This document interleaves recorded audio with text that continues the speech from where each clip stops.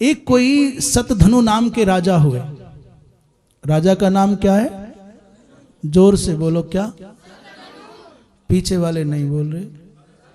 सतधनु नाम के राजा धार्मिक थे, अच्छे थे, परंतु इनकी जो धर्म पत्नी है उसका नाम है शैव्या। बड़ी धर्मपरायणा, बड़ी सुलक्षणा, बड़ी धर्मज्ञा। अपने पति को बोला चलो गंगा नहाने चलना है, चलो मंदिर चलना है, चलो ये दान करना है। यद्यपि महाराज का बहुत मन नहीं रहता, परंतु महारानी इतनी विनम्र थी, इतनी सरल थी, इतनी निष्कपट थी कि राजा को मजबूरी सही करना पड़ता था। राजा 100 बहाने बनाता, आज मेरा काम है, आज मैंने विशेष मीटिंग करनी है, परंतु महारानी बार बार एक दिन कार्तिक पूर्णिमा में अपने पति के सहित, महाराज के सहित स्नान करने के लिए मैया गई गंगा। कार्तिक्याम पूर्णिमायाम कदाचित गंगाम स्नात्वा, गंगा में नहाए दोनों के दोनों, संकल्प करके निकल करके बाहर आए। उसी समय जो राजा के धनुष विद्या के गुरु थे उनका मित्र एक पाखंडी आ गया। दोनों में परिचय था आपस में। इन्होंने, राजा ने उस पाखंडी को अपने गुरु का मित्र मान करके मित्रवत भाव से अभिवादन कर लिया, नमस्कार कर लिया, मिलजुल लिया। महारानी ने देख लिया कि वो है, तो उस पर दृष्टि पड़ी तो ना तो माता ने प्रणाम किया, ना उसकी ओर दोबारा दृष्टि डाली, अपितु किसी पाखंडी को देखने से दोष लग गया तो झटिति भगवान सूर्य का दर्शन करके क्षमा याचना कर ली। हमारे यहाँ शुद्धि के लिए जैसे हम आचमन करते हैं, वैसे दक्षिण कर्ण के स्पर्श का भी विधान है। ऐसे ही हमको शुद्ध होने के लिए यदि कदाचित हमसे कोई दूषित शब्द निकल जाए, हमसे कोई अस्पृश्य का स्पर्श हो जाए, तो भगवान सूर्य के देखने से ही प्रायश्चित हो जाता है, शुद्धि हो जाती है। कभी किसी ऐसे व्यक्ति से बतियाना पड़ गया, छूना पड़ गया जो मांस खाने वाला है, दुष्ट है, दुराचारी है, अपेय पान करके आया है, तो जल्दी से भगवान सूर्य का दर्शन करके ये कामना करो कि प्रभु मेरे से दोष हुआ, मैं शुद्धि कर रहा हूं, और घर जाकर के नहाओ धो आचमन आदि कर लो। इस रानी ने बड़ी धर्मज्ञा थी, उस दुष्ट को, उस पाखंडी को देख लिया पर बात नहीं की, अभिवादन नहीं किया। भगवान सूर्य का दर्शन करके प्रायश्चित कर लिया, मौन होकर के घर आ गई। पर राजा ने बातचीत की, बतियाए, छुआ भी। महाराज उपवास की शुद्धि के लिए भगवान सूर्य का दर्शन किया, कालांतर में राजा की मृत्यु हो गई। ये कथा थोड़े ध्यान से सुनना। राजा मर गए। महारानी बड़ी साध्वी थी, ये उस सतयुग की घटना है। तो माता शैव्या ने चिता पर अपने पति का शरीर रखा, और साध्वी थी इसलिए अब क्या जीना इस संसार में, इसलिए अपने पति के साथ ही चिता का अधिरोहण करके चली गई। वो तो धर्मशीला थी, वो तो धर्मज्ञा थी, इसलिए अपने पुण्य के प्रभाव से काशीराज की कन्या बन करके जन्म ले गई। काशीराज की माने काशी में काशीराज की पुत्री बनी, राजपुत्री बनी। पिता ने समय होने पर कहा भाई बेटी विवाह कर लो। उसने कहा नहीं पिताजी अभी विवाह नहीं करना, मैं कुछ संकल्प के साथ में हूँ, आपकी आज्ञा का पालन करूंगी समय पर वो जाति स्मृति पूर्व जन्म का स्मरण आ गया। सोचने लगी रे मेरा पति कहाँ है। तो पति के विषय में ध्यान किया तो विदिशा नाम के नगर में, जो मध्य प्रदेश में विदिशा है, वहां इसका पति कुत्ता बन करके घूम रहा है। ये तो आश्चर्य में पड़ गई, मेरी जैसी साध्वी का पति इतना पतित कुत्ता कैसे बना। वो तो बड़ा धर्मात्मा था।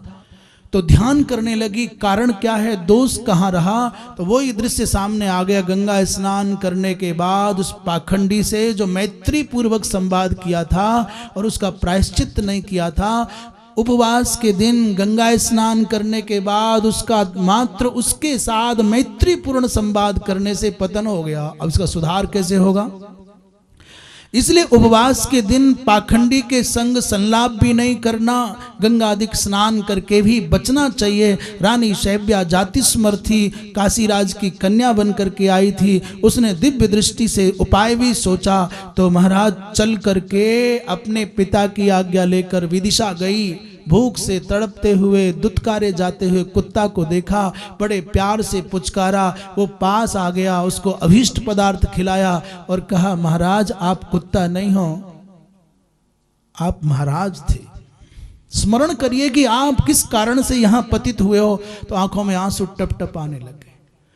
जब तक टुकड़ा देखा तब तक तो पूंछ भी हिलाई, जीभ भी लपलपाया, इधर उधर भी घूमा। उसने कहा ये क्या चेष्टा करते हो महाराज, आप कुत्ता नहीं है, अपने स्वरूप का स्मरण करो। आप राजा थे, गंगा स्नान करने के अनंतर आपने ऐसा किया तो कुत्ता की आंखों से आंसू गिरने लग गए। बोल सकता था नहीं, बेचारा उदास होकर के आंसू गिरा करके रह गया।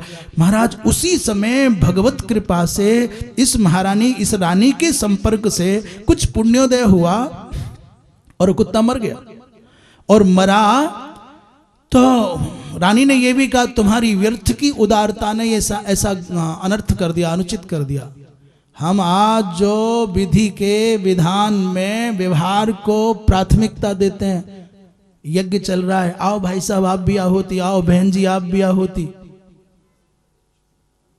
कोई भी कैसा भी व्यक्ति आता है, वो खड़े खड़े लवशंका करके आया, वस्त्र उसके अशुद्ध है, उसने हाथ नहीं धोया, आचमन नहीं किया, वो जूठे मुख आया है और आपने आरती का थाल थमा दिया, आओ भाई साहब आओ बहन जी। इसका दोष किसको लगेगा?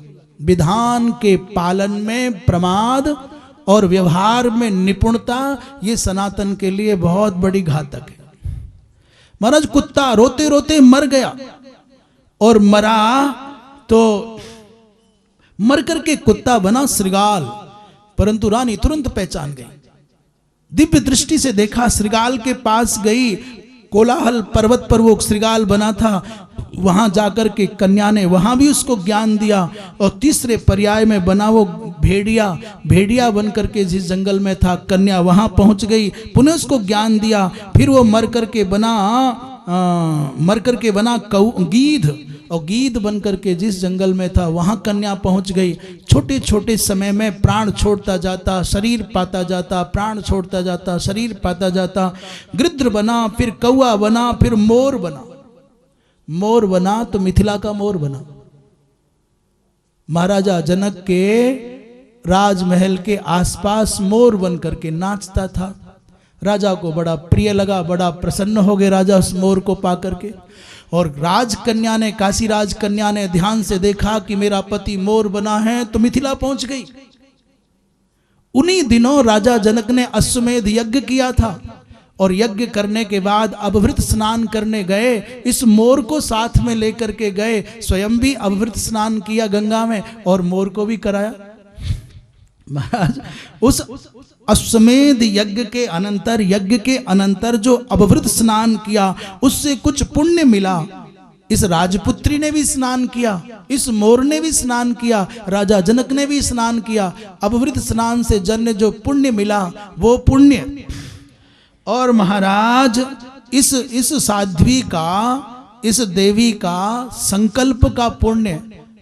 अब जब ये यज्ञ के अभवृत स्नान के बाद मरा तो फिर ये गजब हो गया, इस जनक महाराज का पुत्र बन करके इनके घर में प्रकट हो गया। राजा जनक का पुत्र बना, मिथिला में राजकुमार बन करके जन्मा। तस्मिन, और जब वो जनक का पुत्र बन गया तो काशी राजकन्या फिर जान गई। इसने कहा, थोड़े दिन प्रतीक्षा की, कहा पिताजी अब मेरा मन है कि मैं स्वयंवर के निमित्त तैयार हूं और आप स्वयंवर में राजकुमारों को आमंत्रित करो कुछ वर्ष के बाद।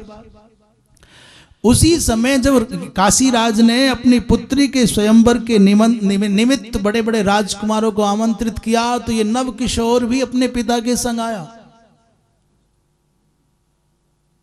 और स्वयंवर में तो राजकन्या को स्वतंत्रता, वो अपनी रुचि से किसी का वर्ण कर सकती है। इस रानी ने इस राजकुमारी ने पिताजी से कहा, पिताजी मेरे कई जन्मों से अनवरत ये पति बने हैं और बहुत इसमें आज तक जो आपको बार बार निवेदन करती थी विवाह नहीं करना है, उसका कारण ये है, ये यहाँ यहाँ यहाँ यहाँ इतने शरीरों की यात्रा पूर्ण करके आज फिर राजकुमार बन करके आए हैं, मैं इनका वर्ण करूंगी। ऐसा सुनकर के काशी राज की आंखों में आंसू आ गए, पुत्री तुमको पाकर के मेरा जीवन धन्य हो गया।